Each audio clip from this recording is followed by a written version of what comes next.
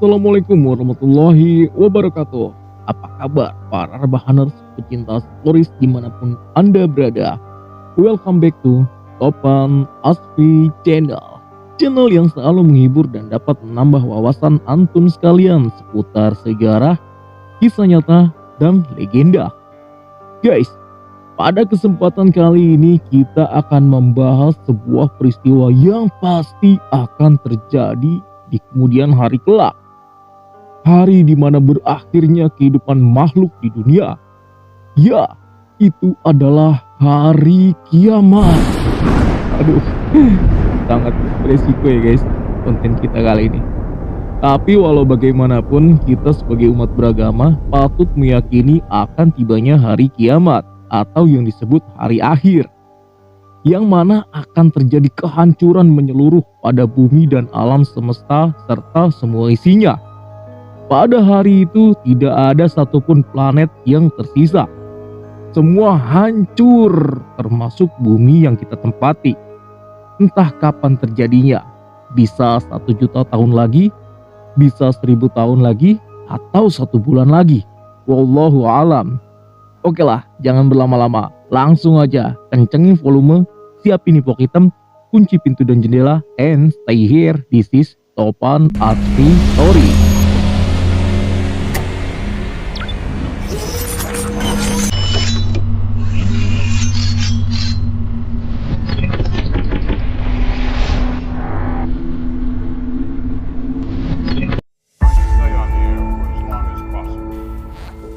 Guys, seluruh keyakinan yang dianut umat manusia di seluruh dunia meyakini akan tibanya hari kiamat. Tapi kali ini kita akan membahasnya hanya dari pandangan Islam saja ya guys. Namun sebelumnya saya minta maaf jika terjadi kesalahan dalam penyampaian, karena apa yang saya sampaikan adalah kutipan dari artikel-artikel yang dapat dipercaya. Oke lah guys, langsung saja kita mulai. Yaum Al-Qiyamah adalah hari akhir bagi seluruh makhluk ciptaan Allah. Islam memberikan pedoman yang jelas kepada para pengikutnya mengenai akhir zaman. Ada berbagai tanda hingga 100 yang terdapat dalam sunnah dan Al-Quran mengenai kedatangan akhir zaman. Tanda-tanda ini dapat dibagi menjadi 2 bagian, besar atau kubro, dan kecil atau sugro. Tanda-tanda yang besar mencakup kedatangan Dajjal, Imam Mahdi, dan kemudian Nabi Isa, atau yang akan menyatukan semua kekuatan yang baik untuk melawan yang jahat. Ditiupnya sangkakala, dan tanda-tanda yang kecil akan mendahuluinya. Eskatologi Islam berkaitan dengan kiamah atau kiamat, akhir dunia, dan penghakiman terakhir umat manusia. Eskatologi ini adalah salah satu dari ke-6 rukun iman dan Islam. Seperti agama-agama Abrahamik lainnya, Islam mengajarkan kebangkitan tubuh orang mati, penggenapan rencana ilahi untuk penciptaan, dan keabadian jiwa manusia. Orang-orang benar akan diganjar dengan kesenangan, jannah atau surga, sementara yang jahat akan dihukum dalam neraka. Al-Quran banyak sekali membahas keyakinan ini dengan banyak hadis yang menguraikan tema-tema dan rinciannya. Literatur akapolitik Islam yang menggambarkan Harmagedon sering dikenal sebagai fitnah atau ujian, dan Malahim atau Gaibah dalam tradisi Syiah. Para ulama membagi kiamat menjadi 2 bagian, yaitu yang pertama kiamat sugro atau kecil, yaitu matinya setiap manusia dan bisa pula bencana-bencana alam. Dan yang kedua kiamat kubro atau total, yaitu hancurnya dan diakhirinya seluruh fisik dan hukum dunia fana. Sunni. Islam Sunni adalah mayoritas umat Islam di dunia dan menggunakan Al-Quran dan hadis sebagai rujukan untuk tanda-tanda hari penghakiman. Tanda-tanda dalam Islam Sunni berkisar pada pembersihan bumi dari orang-orang yang tidak percaya, entah melalui pertobatan massal dari orang-orang yang tidak percaya atau dalam kasus-kasus tertentu melalui kematian. Imam Mahdi akan muncul sebagai khalifah muslim terakhir dan Isa Al-Masih naik ke surga pada saat ini. Sebelum tanda-tanda besar yang disebutkan ini, semua tanda kecil harus terjadi. Di antaranya adalah yang pertama, munculnya Nabi Muhammad dan wafatnya. Itu sudah terjadi ya guys. Kelahiran Nabi Muhammad sendiri dipahami sebagai tanda dari hari penghakiman. Yang kedua, waktu akan berlalu begitu cepat. Yang ketiga, perang dan pembunuhan menjadi lazim di antara manusia. Yang keempat, merebaknya pencurian, penipuan, dan skandal di antara manusia. Yang kelima, merebaknya perzinahan. Yang keenam, munculnya bangunan-bangunan besar.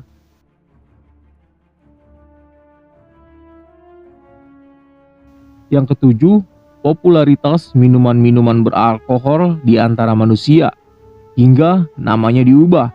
Misalnya bir, anggur, arak, tuak, jenever, dan seterusnya. Yang kedelapan, padang gurun Arab berubah menjadi hijau. Yang kesembilan, penggembala kambing dan orang-orang tak beralas kaki berlomba-lomba dalam membangun gedung-gedung tinggi. Mereka kemudian diidentifikasi sebagai bangsa Arab. Yang ke-10, bangunan-bangunan yang lebih tinggi daripada gunung-gunung di Mekah dibangun di Mekah. Dan yang ke-11, invasi orang-orang berkulit putih dengan mata sipit dan berwajah lebar seperti tameng, dan memakai sandal bulu seperti umat Islam. Dan kemudian mereka diidentifikasi sebagai bangsa Turk. Selain itu ada tanda-tanda besar yang semuanya mempunyai dampak penting bagi umat manusia. Adalah sebagai berikut. Yang pertama, matahari akan terbit di barat, menandai ditutupnya pintu pertobatan Allah, dan orang-orang kafir tak dapat berbalik lagi setelah titik ini.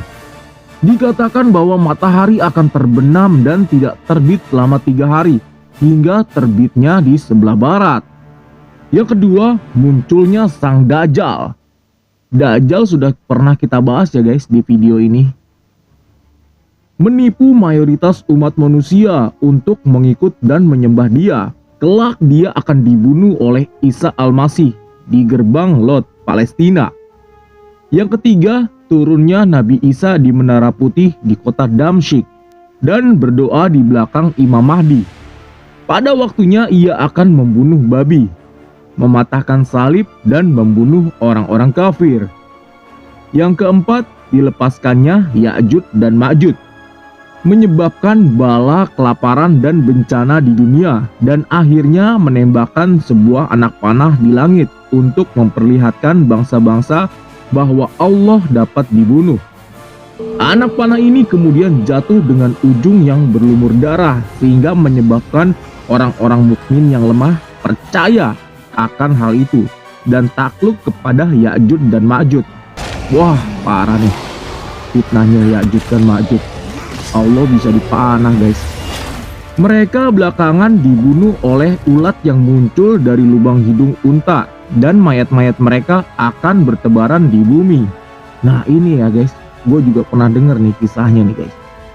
Dan yang kelima, seorang laki-laki muncul di Madinah dan diminta oleh para ulamanya untuk pindah ke Mekah. Di sana ia akan dinyatakan sebagai khalifah dan disebut Imam Mahdi, dan memerintah sebagai khalifah terakhir Islam yang memimpin umat manusia memasuki zaman kemakmuran yang tak pernah terlihat atau terdengar sebelumnya. Ia juga akan meluruskan semua sekte Islam menjadi Islam yang sejati. Namanya juga Muhammad bin Abdullah, nama yang sama dengan nama Nabi, dan sebagai keturunannya ia juga memiliki sebuah tanda gelap pada pipi kanannya dan rupa yang sama dengan Nabi Muhammad. Yang keenam, perang besar antara orang-orang Muslim dengan orang-orang Yahudi di Palestina yang mengakibatkan kekalahan total orang-orang Yahudi. Yang ketujuh, kematian Isa Al-Masih dan diikuti atau didahului oleh Imam Mahdi. Perhatikan bahwa hari penghakiman terjadi 60 tahun setelah naiknya Al-Masih ke surga. Yang kedelapan, munculnya Dabat al-Ard, seekor binatang yang aneh rupanya dari sebuah gunung di Mekah yang memiliki cincin Nabi Sulaiman dan tongkat Nabi Musa. Dabat al-Ard akan mencap manusia sebagai orang kafir atau orang mukmin. Yang kesembilan, akan terjadi serangan terhadap Mekah, tetapi pasukan-pasukan penyerang itu akan tenggelam di padang pasir sebelum mencapai Mekah. Yang kesepuluh, angin lembut yang akan mengambil jiwa semua orang muslim dan hanya meninggalkan orang-orang kafir di muka bumi. Menurut keyakinan Islam, di hari kiamat akan terjadi kejadian-kejadian yang merupakan langkah-langkah terakhir di hari penghakiman dan terjadi di bumi. Yang pertama, ditiupnya trompet pertama yang mematikan semua manusia di muka bumi. Yang kedua, ditiupnya trompet kedua yang menandai kebangkitan. Yang ketiga, penantian akan penghakiman oleh seluruh umat manusia. Sebuah proses yang dikatakan akan berlangsung selama ribuan tahun di bawah matahari yang membakar. Dan yang keempat, penghakiman atas umat manusia dimulai. Harus disebutkan bahwa berbeda dengan kaum Syiah, Sunni Muslim tidak terlalu banyak mementingkan kedatangan Mahdi karena ia hanya salah satu khalifah bagi mereka dan manusia yang dilahirkan pada suatu waktu tertentu dan mempunyai jangka hidup yang normal dan meninggal secara alamiah. Ia diharapkan tetapi tidak diperlakukan lebih daripada manusia biasa. Syiah. Keyakinan tentang akhir zaman dalam pemikiran Islam Syiah didasarkan pada rujukan-rujukan Al-Quran, pengajaran dari Nabi Muhammad dan Ahlul Baitnya. Ada beberapa varian dari teori yang sama dalam eskatologi Syiah, namun semuanya berkisar pada figur mesianiknya, Muhammad Al-Mahdi, yang dianggap umat Syiah sebagai pengganti ke-12 Nabi Muhammad yang ditunjuk. Teori akhir zaman Syiah juga percaya bahwa kedatangan Isa akan terjadi bersamaan dengan kedatangan kembali Imam Mahdi. Umat Syiah percaya bahwa Isa dan Mahdi akan bekerja sama untuk menciptakan perdamaian dan keadilan di muka bumi di antara semua orang yang beragama. Ini adalah tema umum yang diterima di antara para teolog Syiah. Tetapi tetap ada sebuah kelompok yang terus mempelajari teks-teks klasik untuk menentukan lebih jauh kejadian-kejadian pada akhir zaman. Dalam pemikiran Islam Syiah, ada suatu realitas duniawi yang disebutkan akan terjadi sebelum berakhirnya hidup manusia di muka bumi. Kejadian-kejadian tersebut terutama berkisar di antara si Dajjal dan kemampuannya untuk memikat umat manusia kepada suatu agama di dunia yang baru. Agama yang tidak diberikan oleh Allah. Gagasan tentang kembalinya Mahdi untuk menolong umat manusia dalam melawan muslihat besar ini juga disebutkan dalam tradisi-tradisi Sunni, tetapi secara khusus dibentangkan sebagai Muhammad Al-Mahdi dalam sumber-sumber Syiah. Ada banyak sumber yang mempunyai nubuat-nubuat mengenai hari-hari terakhir, namun hanya beberapa saja yang diterima seperti yang diulang-ulang dalam berbagai sumber oleh berbagai kelompok. Mayoritas ulama Syiah sepakat akan rincian kejadian-kejadian yang akan terjadi pada hari-hari terakhir. Yang pertama, si Dajjal akan mengklaim dirinya sebagai juru selamat umat manusia, dan bangsa-bangsa dari semua agama akan bersatu di bawah agamanya. Yang kedua, akan terjadi pembunuhan-pembunuhan massal atas umat Syiah di Irak atau sekitar sungai Efrat. Dan untuk kepala mereka akan disediakan hadiah uang, meskipun mereka bukan penjahat. Yang ketiga, akan terjadi pemberontakan oleh seorang Yamani yang akan dikalahkan dalam usahanya itu. Yang keempat, Imam Mahdi akan muncul kembali dan menyampaikan khutbahnya di Ka'bah dan akan mengumpulkan pasukan dengan 313 jenderal dan ribuan pengikut untuk mengalahkan si Dajjal.